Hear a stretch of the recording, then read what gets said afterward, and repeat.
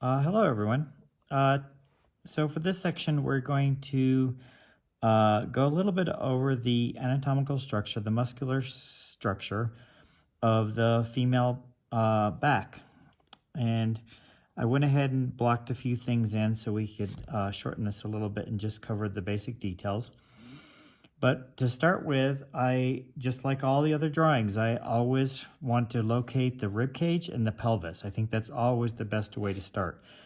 Sometimes people like to start with the head and then add the arms and legs and so forth. But when I'm drawing, I always begin by looking for the rib cage and the pelvis, find and locate those, and then the extremities can be added later. It's very easy to add the extremities after you've located that and so forth. And the simplest way to do that is to break it down with a simple geometric shape. Excuse me. And I always start with the egg-shaped oval. So right in here, you can see where I have the egg-shaped oval in here, and all the muscle structure is going to fall on top of this egg-shaped oval. And then I found the bottom section here, the lower half of the egg-shaped oval in here. Okay, so once you figure that out, and then you want to look for the direction of the spinal cord, and the vertebral column comes right down through here, and then comes through here, and it connects. So we have up here, we have the cervical vertebrae in this area through here. Then it comes down, and then on our thoracic cage, we have the thoracic vertebrae in this section through here. Then we hit the lower section, we have the lumbar vertebrae. And then down here, this is the sacrum. And in the female figure in particular, you can tend to see the sacrum a little more clearly. You may not necessarily see the ropes of the muscles of the sacrospinalis of the male figure. And then down in here would be the coccyx. Okay, so once we get that broken in, the next thing I did was I tried to locate the two major muscle groups that I always like to look for first, which is the latissimus dorsi and the trapezius muscle. So the first thing I did is once I had my rib cage in here, I found this section and I added the latissimus dorsi on this side. And remember, we likened that to a bongo. So right through here, I had that bongo drum shape. This would be the top of the bongo, but this wraps around. This comes in here like this. Then I found the other one right through here. The latissimus dorsi comes down here, and then there's the bongo down here. So as you can see, we have the bongo drums through there. Then I looked for the trapezius muscle. So the trapezius muscle is a large muscle group. I always think of it, if I've got it in here correctly, it'll remind me of the triceratops, the plate of the head. So right here we have the scapula, those triangular shapes of the scapula. Okay, we had the rib cage. We always have that triangular shape of the scapula sitting on top of it. All the muscles have to go over this. So this wraps around the lower section of the scapula that helps keep it in place. This wraps around the lower section in here to help keep it in place. Then we have the trapezius, and it comes along this edge, wraps around here, comes across, and then connects onto our cervical vertebrae. Then the top section here comes through here and connects onto the top of the scapula, the spine of the scapula, and so that comes down through here. And it'll do the same thing here on this other side. And it connects in here. Then we have the seventh cervical vertebrae, and there's a little bit of a sort of kind of a diamond shape opening in here that you'll see in the seventh cervical vertebrae, and sometimes you might see the eighth, or actually it's the seventh cervical vertebrae, but then it's the T1, so it's the first thoracic vertebrae, and sometimes we see the sixth cervical vertebrae up here, C6, C7, and then T1. But generally speaking, if you just show that you know the seventh one is there, you're doing well. So then if we come back here, and we'll focus a little bit on this shoulder blade first, and there's several muscles that are on the shoulder blade that connect directly to the humerus. Just like the pectoralis major muscles on the front, the clavicular portion, and the pectoral The sternal portion and the thoracic portion all connect to the inside of the humerus. We have this similar thing happens with the muscles of the back of the shoulder girdle. So right in here we have the teres major. It's kind of an oval shape. And then we have right next to it is a little muscular area called the teres minor. Again, these all will come in here. And then right in here, we have the infraspinatus. And that comes down here as well. The deltoid would come across in here. We'll get to that later when we do the arms. So the deltoid goes over it. One thing that's really fascinating about the human figure is anytime there's a muscle that comes one direction, there's always another muscle that wraps around it in another direction to give it strength. So we have the trapezius that comes through here, wraps around through here. Then we have the latissimus dorsi that wraps around here. And so this comes over, this goes under. There's a little bit of a shelf we're going to see here, the latissimus dorsi. Then it comes in here.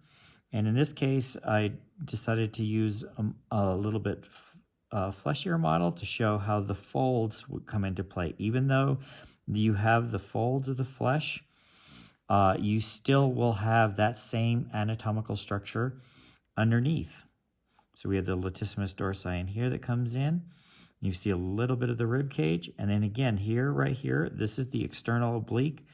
This little connected area that we have in here, this little fold, that is also the external oblique. And part of the reason this fold happens here is because, as you can see, the weight is on the right leg. The left leg is relaxed. And so that turns the pelvis at an angle here. So we have the rib cage at this angle. We have the pelvis at this angle, and that creates this little fold in the flesh. Then right here we have, where we had the sacrum, we have the posterior iliac portion of the spine. The posterior iliac portion of the spine, or of the pelvis, right in here, right in here. Then this muscle right in here, we have the gluteus medius. We have the gluteus medius in here, and it actually has two parts to it. There are two parts in here to the gluteus medius. And the gluteus maximus comes through here and wraps through here, and it would connect onto the outside of the femur. So this would come in here like that. This would come in here like that. The gluteus medius comes in here. And right in here is where the great trochanter is. So we have this bulge, which is the fleshy portion coming over the great trochanter. Then we have the vastus lateralis coming in here. And we'll go over the legs in more detail in a few weeks. And then, so this would wrap around, and then you would have there's a couple of powerful rope-like muscles in here. You have the biceps femoris, the semitendinosus, and there's a few other muscles in here, but I'll talk about that when we get to the legs. So again, gluteus medius in two parts here. This is the gluteus maximus that would come here and wrap around the femur, right through here. Right in here is the great trochanter. The great trochanter here, remember that's the big bulbous portion of the femur. So that's the great trochanter. Then we have the vastus lateralis in here. And then again, we would have the biceps femoris and the semitendinosus if we were doing that. And there's a few others in there. So the other thing that we haven't talked about yet is the sacrospinalis. So the erecti spinae, or the sacrospinalis muscles, they come right through here is where you'll see them in this particular model, the most prevalent, but they come all the way up and they connect to the occipital region, the back of the head. And they originate from, they come down in here and they connect to the pelvis. So they run the entire length of the spine. So that's the sacrospinalis muscles. And those are the three really major core muscles of the back. You have the latissimus dorsi, the trapezius, and the sacrospinalis muscles. even so down here, just so you're aware, the latissimus dorsi muscle comes in here, but it actually comes down right here and connects to the back of the pelvis. Same in here, it comes and connects to the back of the pelvis. The sacrospinalis muscles actually have two portions. There's a medial and a lateral section of the sacrospinalis muscles, and they come down and connect to the back of the pelvis as well. In this particular instance, with a fleshier model, the skin and the folds will sometimes hide or disguise some of those muscles, but they're still there. And then when you shade them, you just will soften them at that point. Okay, so then we have the humerus, and here is the head of the humerus. And it comes in, remember the shaft gets thinner, and it comes down. We have the medial epicondyle in here, and then we have the lateral epicondyle.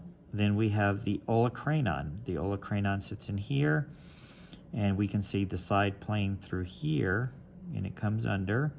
The olecranon is what forms the ulna. Forms the elbow, but it's this portion of the ulna.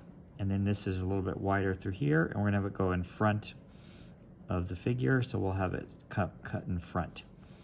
And we'll do the same thing here. So we have the head of the humerus, another portion of the humerus, the thinner shaft, medial epicondyle, and it comes in, lateral epicondyle, it comes in, then we have the olecranon, that portion of the ulna, and we're going to push this arm in front so that she's kind of relaxed.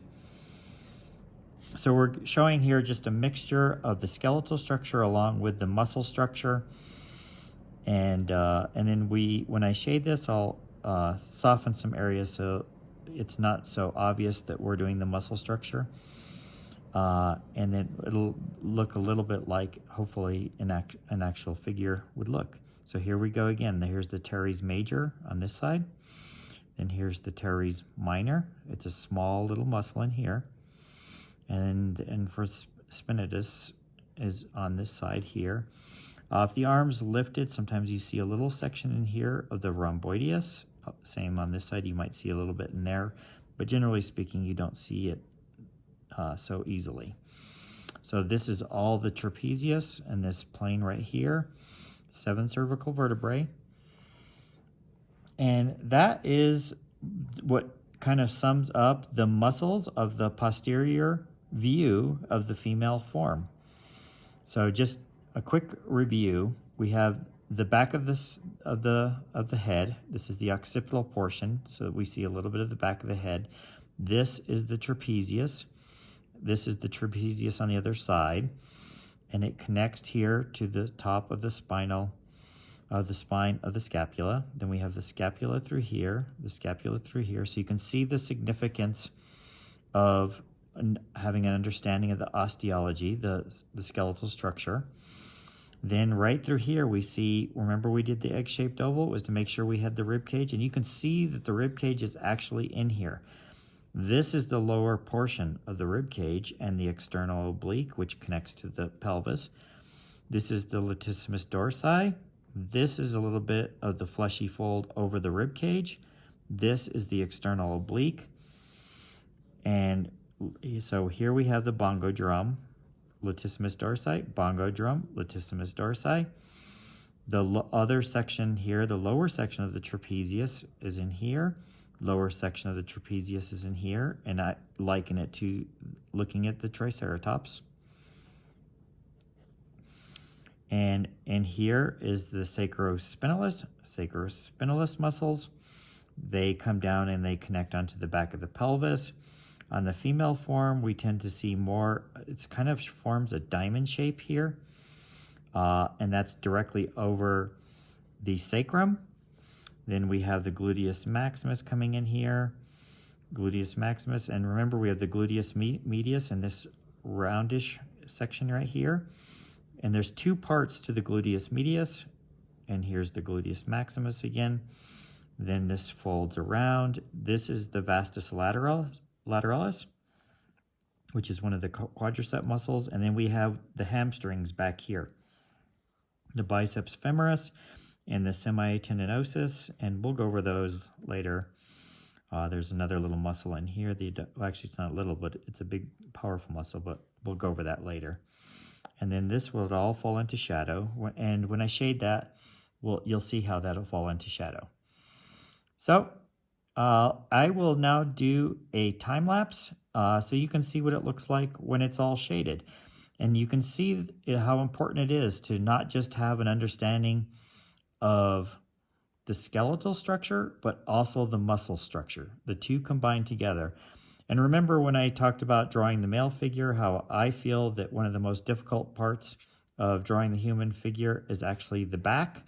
You can see how there's not really any obvious landmarks. When we were drawing the front view, you have the chest, you have the belly button, you have all these different things that are real obvious landmarks. There are not so many when you get to the back. So it requires a good deal of knowledge to make it look believable. And here we go. Now I'll move on to the time lapse.